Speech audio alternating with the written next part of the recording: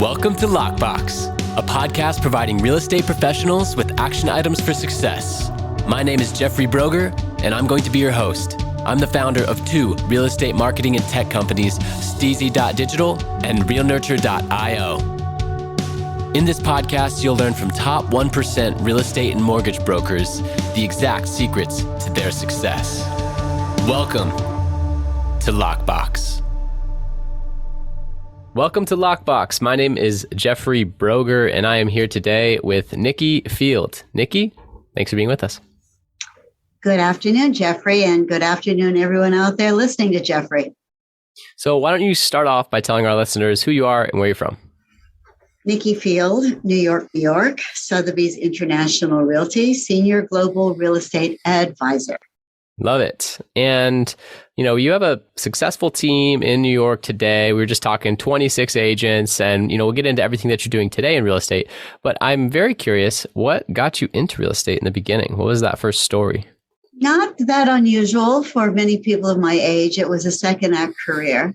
After spending numerous years in marketing here in New York, my husband has a marketing agency. I took a couple of years off to raise our daughters. That was pretty boring. Only took a couple of years to realize I really needed to re-engage. And so many other people initially, the other generation in this industry, we all begin thinking it's going to be a part-time job. Show some apartments, have some lunches with friends, sell some beautiful homes, and go off and make dinner for our husbands. Well, that's definitely not what it was or what it is today.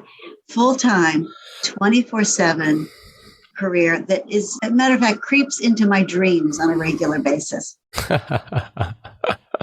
Yes. Wow. What a clear depiction that is so true. I mean, we're attracted to it by the income, the realtor driving the nice car and, this seems like you could, make a couple nice commission checks a year and just hang out. And then you realize, my goodness, there's so much to this. And you end up actually working way more than you thought initially going into it. But it can also be super rewarding. And then you're steaming along, as so many people out there have been, and something hits you like COVID and crashes and burns around you. So in our career, anyone who's been here for a while knows you have to continue to pivot, continue to reassess, continue to reevaluate what is going to be moving this market forward. Yep. Couldn't agree more. And would love to learn some of the things that you and your team are doing to set yourself up for future success. Okay, well, we just want to meet what we've done before. We've been plowing along. This past year, 2022, was a record for us, $564 million in sales. We're truly surprised by that, because 2020 was not nearly as productive. But the wonderful thing for us, Jeffrey, and those of you who know New York, is that we had a stunningly quick rebound, far faster than any of the analysts had anticipated. And what had started in 2020 with great fear and anxiety as everyone was fleeing New York has turned around to a thunderous embracement of all things urban, Manhattan, New York in particular. So the velocity of home sales, the velocity of new people moving into the city for jobs and opportunities is far outpacing pre-COVID environment. So we're thrilled. We love our city, even on St. Patrick's Day. Yes, and we talked about how crazy Manhattan and New York in general is during St. Patrick's Day, right before we hit record here. Today is St. Patty's in 2022. That's why I'm wearing my green. And Nikki was saying she's going to be staying in the office and doing the podcast today because the streets are crazy. This is the day not to be showing real estate. The only one of 365 that we go into the bunkers. Right. Well, a great day to have a podcast then. So you mentioned the transaction volume of around 560 million in 2021, and that there's this new embracement of the New York urban real estate scene. And I'm curious what advice you would give to a broker out there who's doing 100 or 200 million, and maybe they even have a similar market. They're more of an urban market, and they would love to get to 3, 4, 500 million, right? What advice would you give them? And then also, what advice should they ignore? You're very good. I'm going to go with what's been proven for me, which is specialization. And that's why I have a team. Every time there's a new segment of the market, we need a new specialist.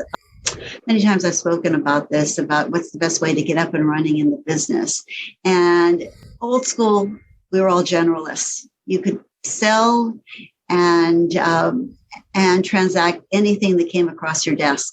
But that's not true any longer. I mean, there are deep resources, deeply experienced people in all segments of all markets now. And in order to compete with them, you have to be better, smarter, out faster, and specialize in that arena and that area. When we are in a beauty contest and a seller comes to us as they're meeting with some of our competitors, generally what resonates with them is the partner that I bring to the presentation that specializes in their exact segment, their location, their price point, their water views, their penthouses, their entry-level purchase. If we have somebody that's deep in that market, knows it through and through, then we know where the bodies are, the buyers and the brokers alike. We get the job done, and we generally and almost always are far better at pricing it correctly and strategically marketing it. Specialization is my advice to everyone out there. I currently am a global portfolio advisor. I've evolved through all of the specialties. I started as a medical office specialist. Sold my first one at $135,000, and I like to tell everyone it was a freebie that was sent to me because no one in my office would take it. So I met this doctor who had big part of his financial portfolio was this office worth all of $135,000. The truth was, I had never sold a medical office before. The only medical office I'd ever been in was my gynecologist. I was not a specialist, but I took it. I sold it for $150,000. And then I went to my manager owner and said, I am officially your medical office specialist, which didn't really resonate with him at the time. I had one sale under my belt. But I was a little bit persuasive and a lot cocky. And he said, this was back in the day when the only way you sold was by putting tombstone ads in the New York Times on Sunday. I said, okay, I'm going to give you 2 of these this month. If you don't have another one listed, you're no longer my specialist. We did his tombstone ad, Nikki Field, medical office specialist, ran it, picked up 2 more, ended up selling 9. I was then a specialist. I knew how to sell medical offices. I knew where the buyers were. I knew exactly how to market it. And then that segued into the next specialty. But become a specialist and you become in demand. I really feel strongly once you decided you're specialist, even if it's temporary, herald it, market it, publicize it, and they will come. I'll tell you what, Nikki, that is a very astute point. And I want to ask if I could tell you a story. I would love for you to tell me a story, Jeff. Awesome. So 5 years ago, I had this dream to be able to own a company that I could manage from anywhere in the world. I loved real estate. I already had, real estate investment property that was rented out, and I had, read Rich Dad Poor Dad and all the things. And I'd kind of been in the real estate investor side very lightly for a couple of years. And I loved sales. I loved marketing. So I was like, well, what if I started a marketing agency? And at first I was selling everything to everyone, oh, you need a website? Cool. Oh, you need social media help? Cool. And any industry, anything. And then after about a year of that, not really going anywhere, I then invested in consulting, and they coached me to niche down. They said, you got to solve, one problem for one industry, and even go more niche than that and solve one problem for 1% of one industry. And so I thought, all right, well, I noticed that there are a lot of top 1% real estate brokers out there that have a 20, 25-year track history in their market. They have an incredible sphere, but they really struggle with all the digital stuff. So I'm going to focus on only helping top 1% real estate brokers, and talk about like niche of niche, right? I mean, that's 1% of one industry. But when I stuck my flag in the ground 5 years ago and started to then build momentum and gain a couple of early clients and learn and become a specialist and build strategic partnerships, all of a sudden I started to get results and to make discoveries and insights and build a reputation. And all of a sudden now, 5 years later, that was the best choice I ever made, was to become a specialist. I didn't invent this. Right. Who knew? No, but such a good point. And spectacular. But it takes all of us who want to be everything in what we're doing to recognize the fact that we're so much more valuable to have a niche, have a focus. Yes. Well done. How's it going for you now? Well, things are going great. Yeah, the agency is going amazingly well. We've seen 80% growth year over year, every year. And so like almost doubled every year. And yeah, things are going great. And now it's interesting because other industries or opportunities fall in my lap when I'm not necessarily marketing for them, right? But that's because of the success in this one space, where if I would have always dabbled in all these other places, I probably wouldn't have seen the success in the one industry, which then caused people to say, well, does it work for me? Rather than you having to sell them, they're already seeing the success in your specialty and they say, oh, well, will that work for me? And they're coming to you, right? So it's very different conversation. And I think it's the same in real estate. When you specialize in one thing and you've had tremendous success there, then all of a sudden you meet someone and they're like, oh, well, I have this building. Would it work for, right? Like, can you help me with that? You're and the expert. That leads me to transitioning. My second most valuable tool after specialization is team building. And why is that? Because I can't be every specialist. So when you when you have a client that's coming to you, Jeffrey, and it's not exactly your area, to have a partner, an alliance, a collaboration with someone that is that specialty, now you become doubly valuable. Okay. You've generated the business to this partner, this collaborator, which now makes it obviously a enlarged scope for you, even though you're specializing in your one area. And you start to gain more activity, more of a global recognition. And if you build out those different aspects of your business with different specializations that are manned by other people, you then take over the world. Great point. Team building is so important. You have to replicate yourself in the small areas that you are not the expert in. Or even once you get to the higher levels of team building, I've learned it's easy to give away the things that you don't like doing and aren't a genius at, but it's hard to give away the things that you're really good at, right? So you have to continue team building to the point where you can work on the business, not at the business is the common term. But it is true. The more you share, the more you delegate, the greater the volume, the bigger the pot. Yep. That's how we feel here. That's how we absolutely feel. That was really interesting. Nikki, congratulations to you. 80% growth annually is really impressive.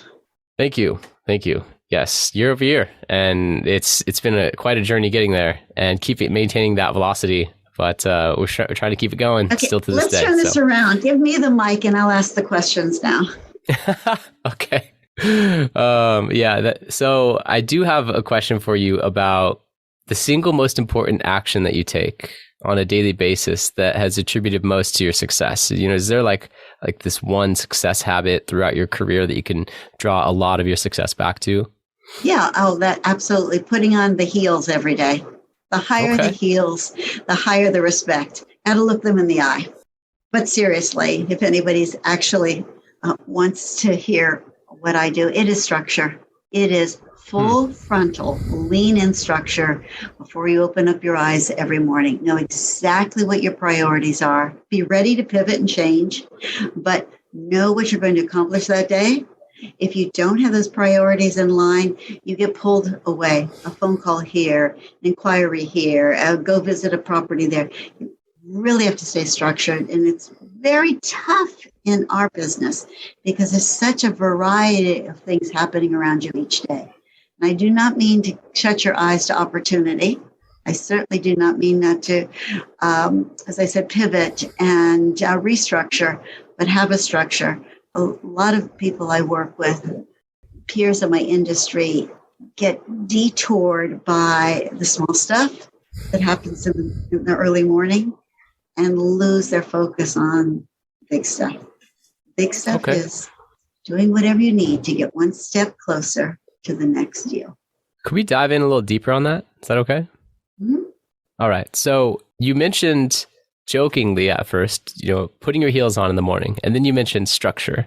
But I think the two are tied together. I think it might be tied to your morning structure. And I'm curious how you structure your mornings and a little bit more about what you mean by the word structure. Is this planning and having your calendar super detailed? Is this having an hour to yourself in the morning and really like getting your mental, physical, emotional state in the right place to win the day? Like, what exactly do you mean so that you can focus on that bigger picture and continue moving forward? But first and foremost, I think one can't close themselves off in this plan to not have a full balance of life. All right. So something could be distracting you that has to do with your family, your home, your friends. So, it can't be a lockdown structure, but Rigid. In the morning, it's an early start, 4:15. Initially, I started doing that because I have to speak to my offices in the Middle East, India, Asia, or Moscow. And every day there's a different one, and obviously on their time zone. So that would get my juices going for my global desk, and then I'd be able to get into local. But stopping mid-morning for exercise, I have a trainer, and God bless her, because without her, I would absolutely be a basket case, I'm sure. Feeling physically healthy breeds mental health, and then hitting the ground running with your structure. For me, it's by 8:00 then.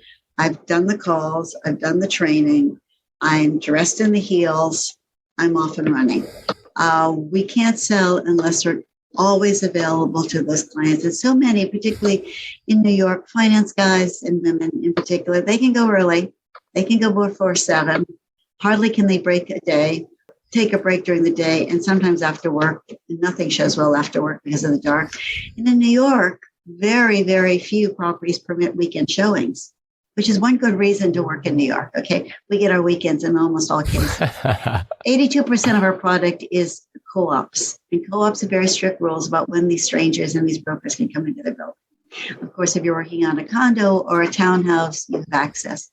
But my structure absolutely includes downtime for the weekend, getting out of town, getting out of my head, refreshing myself for Monday morning charge.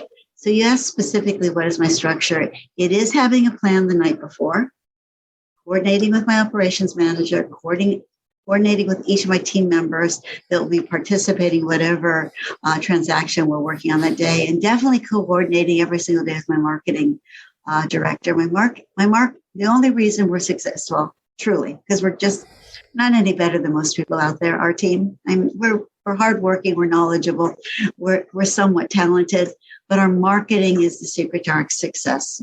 We lead with the information of what we're doing, how we're doing it, the records we're breaking, and that marketing absolutely opens the doors for people coming towards us. I apologize if I wasn't as direct as the question, but perhaps my structure isn't as direct as I thought it was. No, that's okay. And I am glad we dove deeper because, for 2 reasons. Number one, when you mentioned waking up at 4:15, now that's a completely different stat compared to where most people would say waking up early. I talked to a broker last week, and he said, when someone asks you how the market is, instead of using adjectives, use statistics. And that's why I wanted to be more specific with you, because you talked about structure, but then when you say wake up at 4:15 in the morning, now it sets, yeah, exactly. That sets a very real bar for all of the listeners to say, whoa, that's a totally different league. I'm waking up at 8, right? You ready for the trainer at 6? That's why you can slide it in and not have to wait till the end of the day. No, that was my second point. So then the trainer at 6, right? Having that scheduled in, taking a break from the morning and actually working out. It's such an important point that I learned at a mastermind years ago. And the concept there was that if you own a Ferrari, then that is a high maintenance vehicle, right? It can go super fast. It could drive amazing, but you're not going to put low octane fuel, leave it parked outside under a tree with sap on it, right? You're going to have that in a specialty garage getting waxed, every single time after it goes out. You're going to have high octane fuel in it. You're going to have it serviced often before it breaks down, right? And the concept was, are you high maintenance? And if you are, not being ashamed of that. And that was the whole concept of that talk at the mastermind is if you're a high performing, high income earning type A type of leader, chances are you're high maintenance and that's okay. But you just need to lean into it, acknowledge it, and take care of your physical body, put the right things in your body with what you're eating, get exercise, right? Be at a peak state so that you can maximize every opportunity, every single meeting, bring energy, bring the best version of yourself. And that's what you said there. Bring the energy. Bring the energy to the table, to the showing, to the negotiations, to the closing. Bring the energy. And I'm a firm believer that energy is a symbol of confidence and authority. I was just mentoring a young agent a few hours ago, and she said, how do we handle these difficult clients?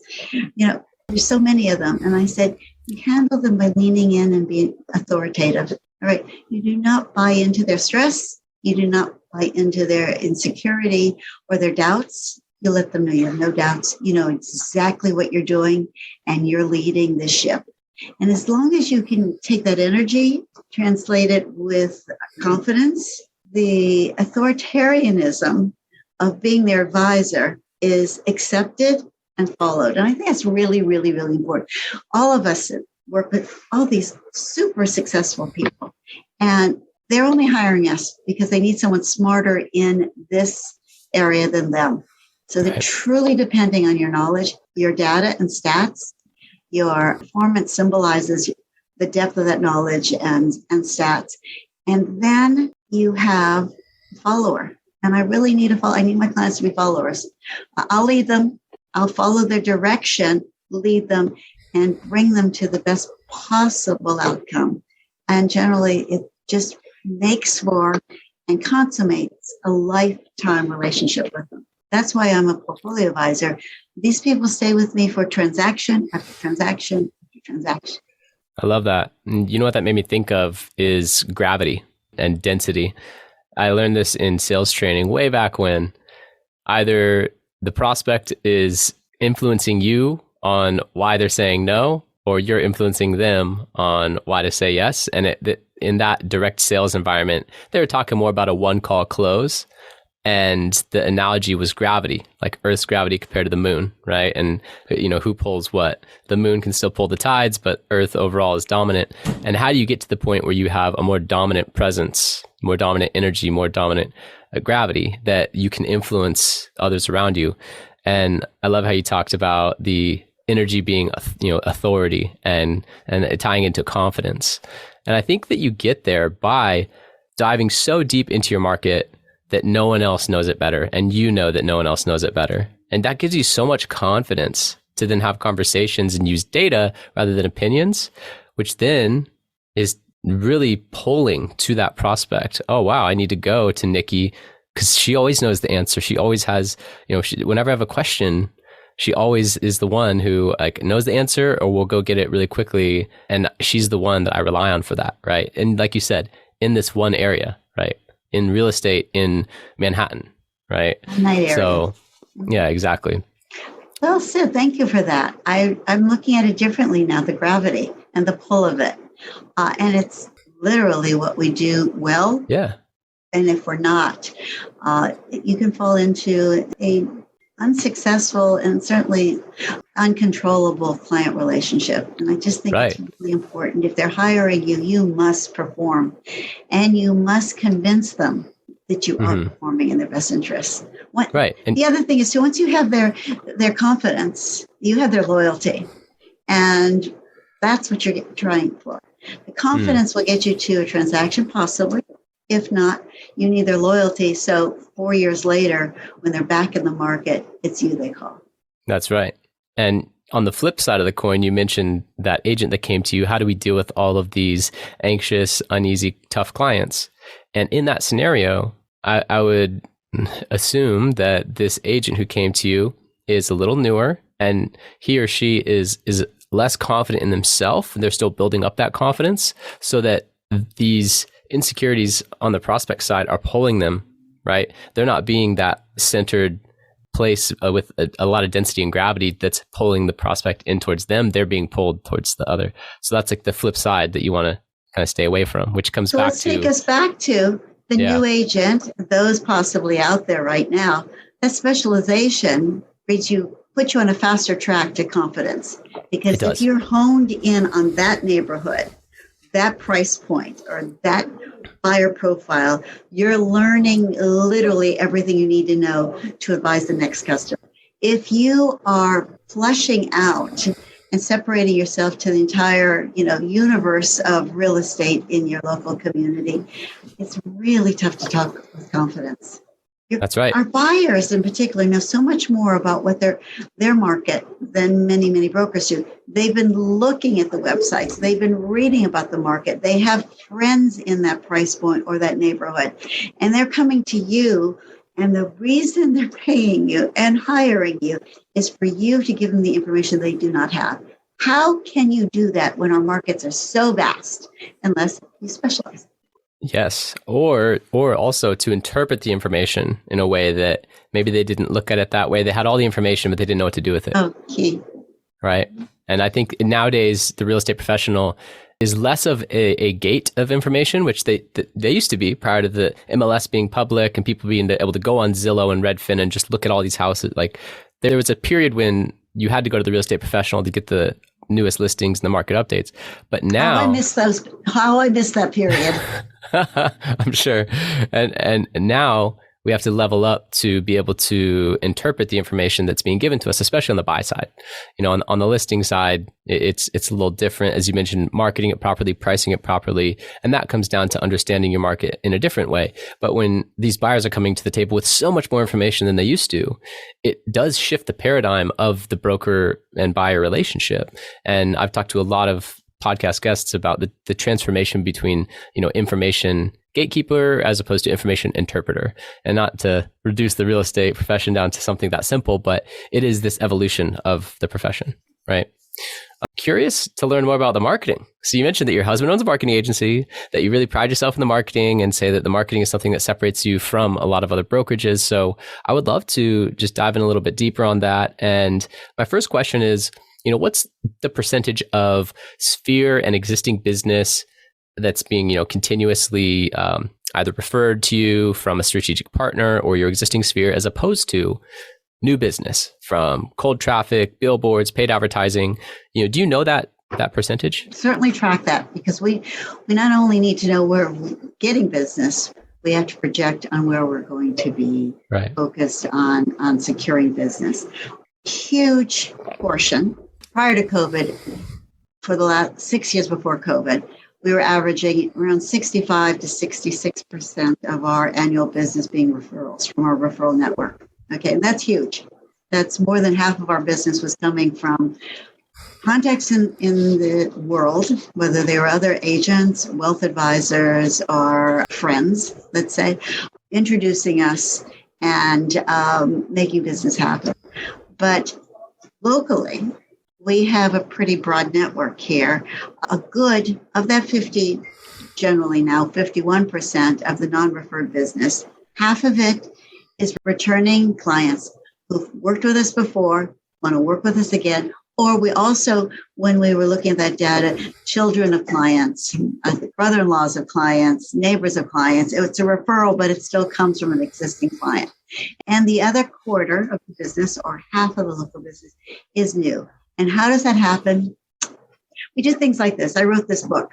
Okay. Why did I write this book? It's everything you need to know about buying real estate in the United States, but it's written in Chinese. Huh. And why did I do that? Because in 2008, our market stopped dead. All right. No one was buying or selling in New York. So I got on a plane. I happened to be part of a global network and started traveling around the world following the money. Where's the money going to come? And we know historically when the market dips in New York, there are outside opportunists. So South America was a big get, Eastern European in particular, but mainland China is where all that cash was. I spent 2009 and 10 almost the entire time in mainland China, going from banker to banker to banker. These were the people that were controlling the outboarding of a lot of cash. Wrote the book published it in China by Amazon, sold 200,000 copies. People bought it and read it and called me themselves, contacted my head of my Asia desk, or had their children that were already in school in the U.S. contact me because my name was on the book. I knew about real estate in New York. If they read it and it was under my name, I must know what I'm talking about. Therein lies the gold in marketing. But we do a lot of that. My team has their own public relations agency. We have also our staff marketer. And I do have a little help from my husband, who is one of the biggest marketing agencies in the country, about getting the word out, not only on who we are, but what we've done. I mean, we have anything record breaking. We sold Jeff Bezos the most expensive apartment in the history of downtown. That was $80 million. We blasted that with his approval. It was a good time because he was helping and embracing the health of New York. Just a couple of months ago, we sold the highest priced co-op in Manhattan since 2015. That sold at $60 million. And why was that important? It heralded that New York was back. Co-ops that were dying on the vine were back. And big luxury money was embracing New York again.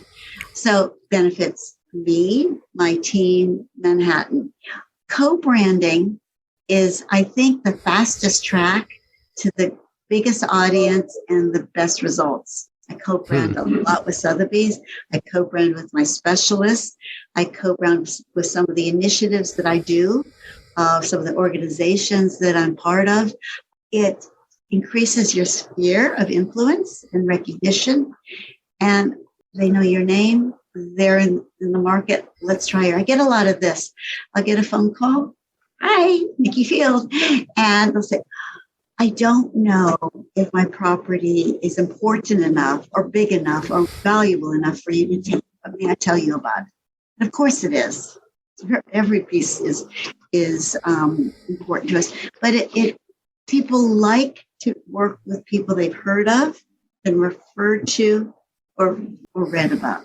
I hope that didn't sound too vain, but it's the effective use of marketing. And I truly believe that 99% of all sales is marketing. 1% talent. Yes. And, there's a reason why in the most luxury malls in the world, the Apple Store outsells every single other business there. And how many sales agents are on the floor at the Apple Store in any given day? 0. Because every single person that shows up to the Apple Store has already decided that they're going to purchase it. They're ready to spend $1,500 on a phone, and they'll actually wait in line. We actually don't have a specialist ready for you yet. Why don't you go get some Fogo de Chao or something, come back in about an hour. We'll help you process that $1,500 phone order. It's brilliant. It's right? Brilliant. Yeah. And to your point, how powerful marketing can be. And you have invested a lot into the brand awareness level of marketing, which takes longer and is more difficult to do. But if you commit to it, pays so high, such high dividends. There's brand awareness and there's direct response. And, part of what my agency really specializes in is direct response. And so I'm very intimately familiar with all this. We could go down this 2-hour conversation about it, but I have a question about specifically your referral systems and what systems you have in place to generate more referrals, because you mentioned a lot about the brand awareness, the book, and you went down that road of explaining how powerful the marketing is and how the effect it's had on the marketplace to get these inbound calls to you years later. But you also started that entire conversation with saying 60 to 65%, last year was referral from your referral partners. So what systems do you have in place to increase the amount of referrals you receive? My favorite topic. I call it the power and glory of referrals. People that come into our industry just don't understand how much more opportunity there is. They're thinking, again, regionally, who they know, the environment, the neighborhood they're in, what they can or cannot sell. These relationships are exceedingly important. I spend a tremendous amount of time going to industry events, meeting people. I always meet the owners and the managers of every office and every nook and cranny of the world that I can, establish relationships with them, and I ask them to send me bullets or properties that they feel might be attractive to New York buyers. Something that I mentioned earlier and may be helpful to others is this portfolio advisement. Here's my secret, okay? I've collected a lot of investors in particular. So many people invest in New York that may not be living here, but secure some cash here, also know about the significant exit profits made on a regular historical basis. So when I work with these investors in particular, I ask them to give me a list of their entire residential portfolio. And real estate buyers have a lot of product, all right? That is the new globalization, obviously, of the industry that we work in. Most of these investors have in their hometown, where they work now, their vacation resort homes. They're great opportunities for investment return and usage homes. So many of the people I've worked with can have a portfolio of 12 residential investments. So here we are. I'll give you one example. Michael in Munich, he's bought 11 properties with me in New York, but he also owns, I found out, 18 residential investments around the world. So I said, Michael, he's referred to them a few times. I want a list. This is my first guy. This happened in 2014. I want a list of everything you own and where it is. Why, Nikki? I said, because I'm going to watch it. I have people there. I have a network there. He said, well, and he was right. He said, I have really great advisors and professionals where my homes are. I'm fine. You cover New York for me. I said, yeah, I'm sure you do. I said, but I've also got some really great insights, relationships. So Michael did give me the list of his entire portfolio. And, it was really interesting to find out where he bought and how well he had done. And what I did with every single one of those pieces of portfolios, I called that city, the top agent, and I gave them a warm referral. Here's the address. Keep an eye on it. I just want to know what's happening in that market, what's happening across the street, in the building, in your market. A couple bullets or talking points that are new. Send them to me. I will let our guy who owns it know what's going on. Should we interest him in a transaction, you get the referral. So on a regular basis, I get fed topical information on a market. This guy, Michael, owns something in Monaco. And I was really impressed because it's in the best city. And I was really impressed. So, Mike, how'd you get that? And he said, I've had it a while. I'm dying in that. I don't care what's happening in Monaco. I love this place. I obviously contacted our guy who owns Monaco and all of France. And I said, keep an eye on this property. He called me 4 months later after I gave him a referral. He said, your guy in that building, do you think he'd have any interest in the penthouse? I said, how much? And he said, 34 million. I'll find out. Michael, you're building a Monaco. I'm not selling it. I'm staying there forever. And I said, Michael, what about moving 3 floors up? He goes, a long pause. Okay, all the way from Munich. The penthouse? I said, yeah, Michael. I said, how much? I told him. You know what Michael said? Get it. Michael was not in the market. Michael was not moving. Michael was not buying in Monaco. Michael secured that $34 million penthouse that was not on the market, but it was a quiet offering that was presented to me. My warm referral then sold the other one 3 floors down. I got a referral on that as well. That's the power and glory of referrals. Make relationships like that for wherever your clients own. And then you control that information. And ultimately, now what Michael does, every time he wants to buy anywhere or sell anywhere, who does he call? Me. Who should I work with in Sao Paulo? I'm going to buy in San Francisco. What do I need to know? Who should I work with? It's a wonderfully valuable way to earn your clients' respect, loyalty, as well as benevolent thanks. Wow.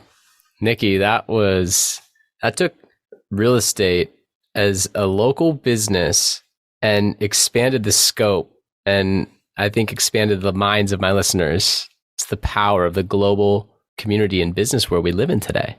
And that's where we're going. That is the future of real estate, globalization. Open up your eyes. I know through COVID, everyone knows they're moving. Their clients are moving or coming or transacting because they're getting second or third homes. keep your eye on their collection.